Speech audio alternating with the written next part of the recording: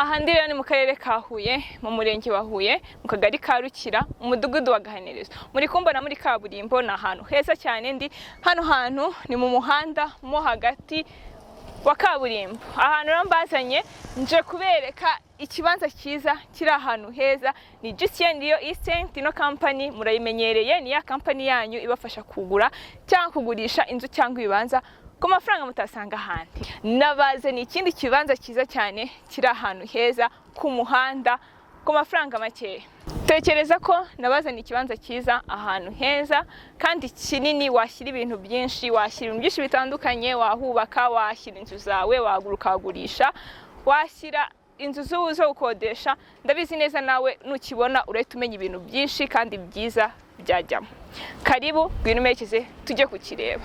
Mbone mundebe background iri inyuma yanjye. Na ahantu heza cyane, na ahantu hari kubakwa vuba, hari amazu meza, hari ibigo by'amashuri, hari ivuriro, na ahantu heza cyane ahantu. Aha rero mumbona ni mu muhanda w'abanyamaguru ndetse n'imodoka. Hepfo yanjye hari n'undi muhanda, na ahantu heza cyane. Muri kwibaza ngo ese hano nahaze gukora iki? Naje kubereka ikindi kibanza cyiza cyane kiri ahantu heza. Tekereza ko ndi mu muhanda and then dore ninjiye mu kibanza cyacu. Iki ni ikibanza cyacu, muri kubona ko kiri ahantu heza ku muhanda. Ngwino hashyira ibintu byinshi bitandukanye. Hano abantu bari kuhubaka vuba, bari kuharwanira. Na ahantu heza baragutanga, barahubaka, biraza kukubabaza. Ngiye nabazaniye ahandi hantu heza cyane. Tekereza rero, reba hano hantu hose ni hanini, ni heza, kandi tekereza ko hano kino kibanza cyose ni metero kare 900. 900 uri kumva ko ni metero kare nyinshi. Kino kibanza kirahagije. Ngwino hagurira ataragutanga, na ahantu heza cyane. Hano hantu rero muri kwibaza ngo ese haje iki, twahashyira iki? Nabwiye ngo ni metero kare 900, na hantu hanini cyane. Hano hantu ni hanini, sinzi nimba uko ndi kwabona nawe ari kuri kwabona, gusa na hantu hanini. Hano hantu wahashyira inzu yo kubamo, wahubaka ukahakodesha, wahashyira business ukahacururiza, wahashyira ibintu byinshi. Ngwino already ndabizi ko warangije no kureba haje iki, wahashyira iki cyakuzanira umusaruro. Hano ushobora no kuhaguruka ukahagurisha. Tekereza ko hano hantu hangana gutya turi kuhagurisha miliyoni 6. Metero kare 900 ni nyinshi, ndabizi ko warangije kubyumva ko ari nyinshi. Mu by'ukuri miliyoni 6 ni nyinshi nazo, ariko ntabwo ari nyinshi kuri kino kibanza kiri ahantu heza, kiri ku muhanda, hari umuriro, dore ngiri ipoto ry'amashanyarazi, hari amazi, n'ahantu heza cyane, n'ahantu heza. Ahantu rero uvamo cyangwa ukinjira ukajya ku muhanda ntako hasa, n'ahantu heza cyane. Rero ngwino ugure hano hantu, ushobora kuhagura ukahagurisha. Nko mu kubana hano turi kuhagurisha miliyoni 6. Ngaho tekereza hano hantu hafashe ukagabanyamo inshuro ebyiri. Ikibanza kimwe kikaba metero kare 450, n'ikindi kikaba metero kare 450, and then ikibanza cyawe kimwe cya 450 ukakigurisha miliyoni 4, n'ikindi miliyoni 4. Uri kumva ko ari miliyoni 8, mu gihe twendi kukubwira ngo turashaka 6 ebyiri zikabizawe.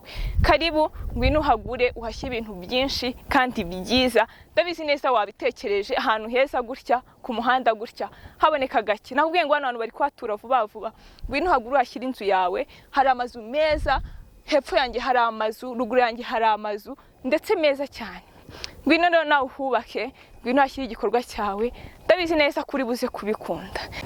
Ikindi kandi ushobora kugura buno butaka ureba gutya, ukabugura miliyoni 6, ukabureka gato imyaka 2, ukabugeze kuri miliyoni 8. Tekereza iyo nyungu, cyangwa 8 cyangwa 9. Tekereza iyo nyungu ya miliyoni 6 irimo waburetse imyaka 2 yonyine. Karibu ngwino ugura ubutaka bwiza cyane. Uri kwibaza ngo ese ubu butaka bwiza buri ahantu heza wabukura hehe? Hangaha ndi ni mu ntara y'Amajyepfo, mu karere ka Huye, mu murenge wa Huye. Waduhamagara kuri izo nimero kuri screen yawe, ni 0788 30 94 38. Duhamagare cyangwa utwandikire kuri WhatsApp, turagufasha. Turahaguha. Nuduhamagara mu bambere urahatsindira mu bambere, notinda urahabura. Nabwiye ngo dukoresha platform nyinshi, dukoresha Instagram, TikTok, WhatsApp, Twitter, hose urahatubona. Ngwino genda uhaturebe, genda udusure, genda urebe ibikorwa byacu. Ndabizi neza urasa kubikunda. Cyangwa gifata YouTube yawe, ugenda wandikemo Giherereye urahita utubona uzi dusure, urebe. Nudakunda hangaha urakunda i Kigali. Dufite ibikorwa remezo ahantu henshi hatandukanye. Imitungo itimukanwa tuyifite Kayonza, umujyi wa Kigali, Rwamagana, Bugesera n'ahantu henshi. Ndabizi neza ko ntago biba ko wadusura ngo ugende nta nahamwe ukunze. Ibyo ntibishoboka, byo ndabikwijeje. Ikindi wadusura kuri biro yacu iba mu ntara y'Amajyepfo mu karere ka Huye, mu mujyi. Reba ahantu hoteli ya Credo iri, ni ruguru yaho uretubona icyapa cyacu cyanditseho Gifite Estate. Uzudusure, karibu, turabategereje, turabakunda. Bye.